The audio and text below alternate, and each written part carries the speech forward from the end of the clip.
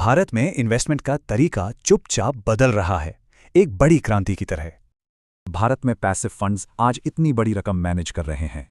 मतलब 2019 से अब तक 6 गुना से भी ज्यादा की बढ़त, 36% की सालाना ग्रोथ। तो चलिए समझते हैं इन बोरिंग कहे जाने वाले फंड्स की दिलचस्प दुनिया को। तो सबसे पहले ये एक्टिव और पैसिव इन्वेस्टिंग में आखिर फर्क क्या होता है? इसे ऐसे समझें, एक्टिव फंड्स हीरो बनकर मार्केट को हराना चाहते हैं, पैसिव फंड्स मार्केट की परछाई हैं।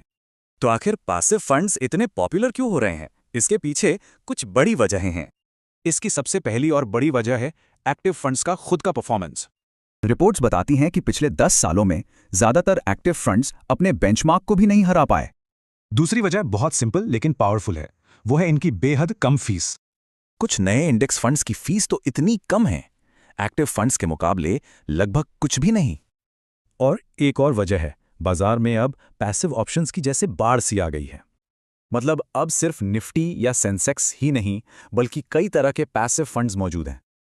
और चौथी वजह, जब मार्केट में अनिश्चितता होती है तो इन्वेस्टर्स एक सेफ ऑप्शन ढूंढते हैं। जैसे हाल ही में पैसिव फंड्स में आए कुल पैसे का 72% सिर्फ गोल्ड सिल्वर में गया। लेकिन इतनी पॉपुलैरिटी के बावजूद इनका एक दूसरा पहलू भी है, वो है रिस्क। तो इस सीधे सरल कम खर्चे वाले रास्ते में आखिर क्या पेच है? पेच ये है कि जब मार्केट गिरता है तो ये फंड ज्यादा प्रोटेक्शन नहीं दे पाते। डेटा बताता है कि पिछली बड़ी गिरावट में एक्टिव फंड्स ने नुकसान को बेहतर तरीके से कम किया था। तो सवाल उठता है कि आखिर ऐसा होता क्यों है? एक तो इनके नियम बहुत सख्त हैं और दूसरा नए इन्वेस्टर्स का घबराकर बेचने का डर। तो ये सब हमें एक बड़े सवाल पर ले आता है। मतलब चुनाव सादगी और कम लागत बनाम बाजार की गिरावट से सुरक्षा के बीच है। ये फंड्स एक सीधी बात याद दिलाते हैं, पैसा बढ़ाने के लिए मार्केट को हराना जरूरी नहीं है।